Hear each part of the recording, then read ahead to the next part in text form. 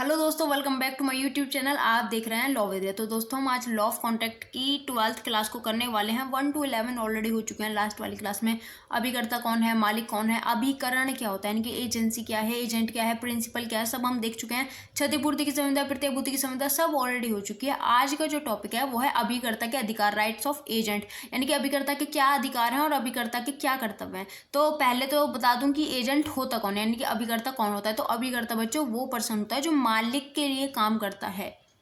यानी कि अगर आप अपना कोई काम कराने के लिए किसी पर्सन को हायर करोगे, किसी काम को करने के लिए किसी पर्सन को रखवाओगे, तो वो पर्सन होगा आपका एजेंट, आप होगे उसके मालिक। मान लो आप हो, आपको अपना होमवर्क नहीं करना और आपने किसी पर्सन को रख लिया कि मैं तुझे इतने रुपए दे दूंगा तो मेरा होमवर्क कर दे, तो वो पर्सन आपका एजेंट हुआ, आप उसके मालिक हुए।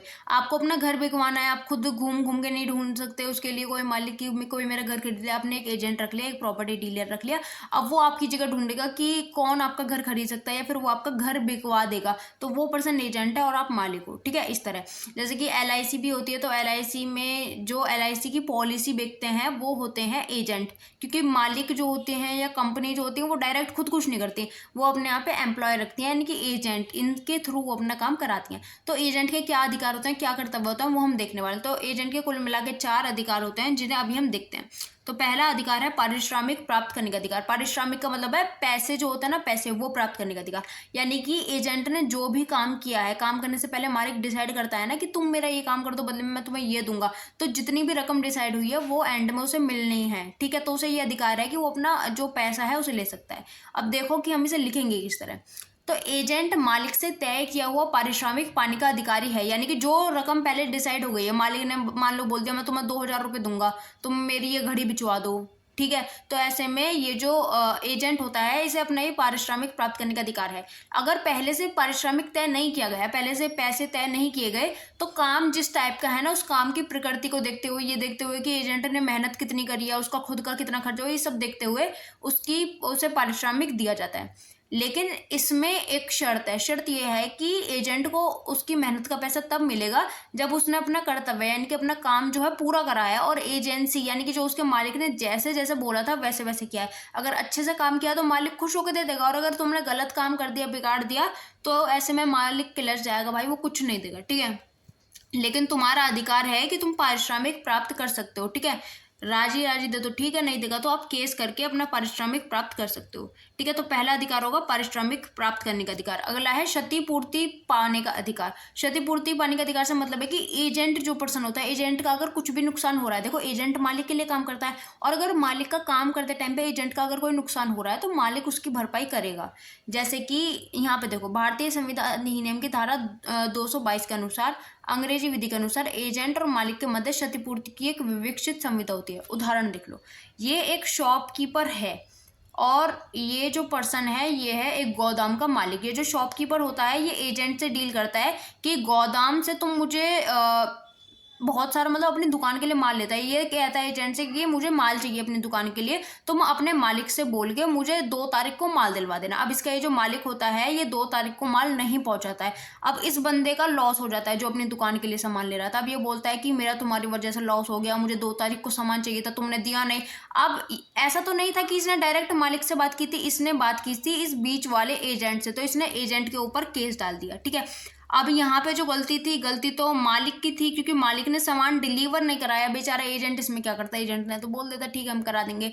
तो ऐसे में ये जो मालिक होता है ये क्या करता है कि ये एजेंट को बोलता है कि तुम केस लड़ लो, ठीक है, तुम अपनी रक्षा करो, जो भी नुकसान होगा, जो भी क्षतिपूर्ति होगी उसकी भरपाई मैं करूंगा। क्यों करेगा, इसलिए करेगा क्योंकि मालिक के लिए एजेंट काम कर रहा था, मालिक की गलती थी, सामान डिलीवर कराना था, नहीं कराया, तो इसमें एजेंट की क्या गलती है। एजेंट का काम है उसका माल बिकवाना, एजेंट माल बिकवा भी रहा था लेकिन तुमने सामान डिलीवर नहीं किया, तो इसमें बेचारा एजेंट क्या करे। तो इस तरह जो भी एजेंट का नुकसान होता है उसकी भरपाई भी मालिक करेगा। अगला है मालिक की गलती से अगर कोई भी नुकसान हो रहा है तो उसकी भरपाई भी मालिक करेगा। अगर नॉर्मल गलती से एजेंट को कोई नुकसान हुआ तो भरपाई मालिक करेगा, लेकिन अगर मालिक ने ही कोई गलती कर दी तब एजेंट को नुकसान हुआ तो उसकी भरपाई भी मालिक करेगा। अब इसमें क्या होता है कि इसे इस तरह समझो कि मालिक जो होता है वो अपना घर बनवाने के लिए कुछ मजदूर लेके आता है। ठीक है, अब इस तरह जो मतलब फट्टे बल्लियां जो भी ना बोलते हैं आपकी लैंग्वेज में, वो लगानी होती हैं घर में। अब मालिक को लगानी आती नहीं है, लेकिन वो पैसे बचाने के लिए सोचता है कि मैं ही लगा दूं, और वो इस तरह की बल्लियां खुद लगा देता है और फिर बुलाता है अपने यहाँ पे एजेंट को कि तुम हमारा इसके ऊपर का घर बना दो। अब ये जो बल्लियां होती हैं ये बहुत ही मतलब गलत तरीके से लगी होती हैं, जिसकी वजह से जैसे ही एजेंट यहाँ पे ऊपर चढ़ता है ये सब कुछ गिर जाता है और एजेंट को बहुत ज़्यादा चोट लग जाती है। तो ऐसे में मालिक को उसकी भरपाई करनी पड़ेगी, यानी कि यहाँ पे मालिक की गलती है, जहाँ मालिक की गलती है वहाँ पे भी मालिक भरपाई करेगा। एजेंट को इस तरह की मतलब जो अधिकार हैं वो प्राप्त हैं। पढ़ो, मालिक द्वारा अपने एजेंट को मालिक की उपेक्षा या कौशल के अभाव से ऐसे एजेंट को क्षति के लिए मालिक बाध्य, यानी कि अगर मालिक की गलती से कुछ भी नुकसान अगर एजेंट को हो रहा है तो भरपाई करनी पड़ेगी। अगला है मालिक की संपत्ति पर एजेंट का धारण अधिकार। लाइन, इसका मतलब होता है कि मान लो मालिक है, मालिक ने कहा कि तुम मेरा 50,000 रुपये में एक घर है, एक प्लॉट है छोटा सा, 50,000 रुपये में उसे बिकवा दो।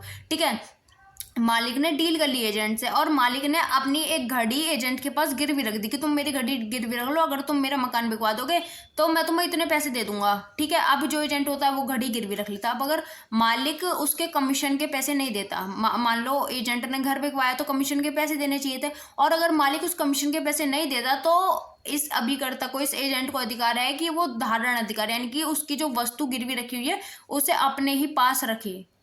बहुत बार ऐसा भी होता है कि प्रॉपर्टी के कागजात जो हैं वो गिरवी रखवा देते हैं, फिर कुछ भी ऐसी चीज़ हुई लाइक पत्र हुए, अन्य संपत्ति हो, चल संपत्ति हो, फिर अचल संपत्ति हो, उसे एजेंट तब तक अपने पास रख सकता है जब तक जो मालिक है वो उसका कमीशन ना दे दे या फिर उसके पैसे ना दे दे। मालिक ने बोला था 50,000 का घर बिकवाओ, घर बिकवा दोगे तो मैं तुम्हें 2,000 का कमीशन दूंगा।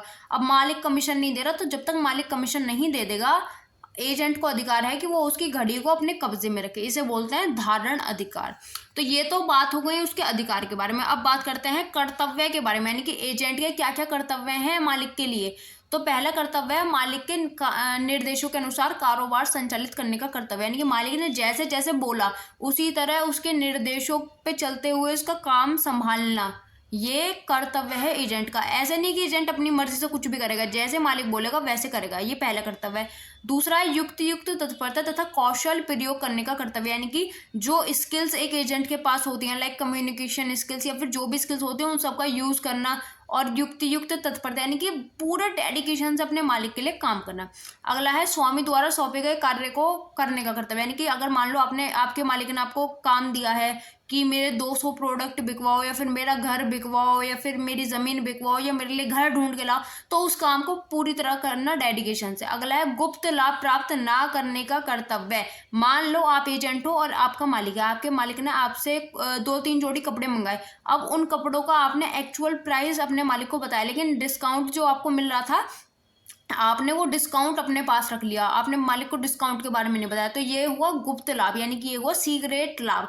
तो इस तरह के सीक्रेट लाभ आपको रखने का अधिकार नहीं है, ईमानदार होना है आपको। ठीक है, अगला है मालिक के लिए प्राप्त किए गए धन की देनगी का कर्तव्य, यानी कि मान लो मालिक ने आपसे बोला था कि आप 2 प्लॉट बिकवा दे, आपने मालिक के 2 प्लॉट बेच दिए, तो उन 2 प्लॉट के जो पैसे हैं वो आपको मालिक को देने हैं। ठीक है, आपका कर्तव्य है कि आप सूत समय मालिक को लौटा दो, ऐसा नहीं कि आप उन्हें 2-4 दिन अपने पास रखोगे फिर सोचोगे यार दूं या नहीं दूं, इस तरह। ठीक है, अगला है लेखा देने का कर्तव्य। लेखा मतलब लेखा जोखा जो होता है, यानी कि सारा हिसाब किताब, सारी ट्रांजैक्शन, जो तुमने लिया है, जो तुमने खरीदा है, जो तुमने बेचा है, सारा हिसाब किताब आपको मालिक को देना है। क्यों? क्योंकि आप एजेंट हो। अगला है प्रतियोजन न करने का कर्तव्य। इसका मतलब होता है मान लो आपके मालिक ने आपको रखा घर बिकवाने के लिए, लेकिन आप खुद घर ना बेचकर आप खुद किसी और को रख लो कि तू इस घर को बिकवा दे। आप ऐसा नहीं कर सकते मालिक की मर्जी के बगैर, यानी कि जो काम आपको दिया गया है वो आप ही को करना है, आप उसके लिए कोई और पर्सन हायर नहीं कर सकते। क्यों? क्योंकि मालिक ने ऑलरेडी आपको हायर करा हुआ है, आप किसी और को हायर करोगे इस हिसाब से तो वो भी किसी और को हायर कर सकता है, तो ऐसा नहीं होता है। तो अभी करते हैं, यानी कि एजेंट के ये सारे के सारे 7 कर्तव्य हैं, यानी कि मालिक के हिसाब से उसका कारोबार चलाना और पूरी स्किल्स का यूज़ करना, जो काम मालिक ने दिया है वो पूरा करना, और कोई भी मतलब गलत तरीके से फ़ायदा ना उठाना, ना तो मालिक की प्रॉपर्टी का, ना संपत्ति का, ना किसी और चीज़ का, और पैसे जो मालिक के हैं लौटा देना, सारे हिसाब किताब का कर्तव्य। और खुद से अपने नीचे कोई एजेंट नहीं रखना है। क्यों? क्योंकि भाई तुम खुद मालिक के नीचे एजेंट हो। तो ये हमारा हो गया एजेंट के अधिकार और कर्तव्य। कोई भी डाउट हो तो भाई प्लीज़ बता देना, इंस्टाग्राम, टेलीग्राम, व्हाट्सएप चैनल, कहीं पे भी कमेंट करके बता देना, कहीं पे भी मैसेज करके बता देना। So thanks for watching. जय हिंद, जय भारत।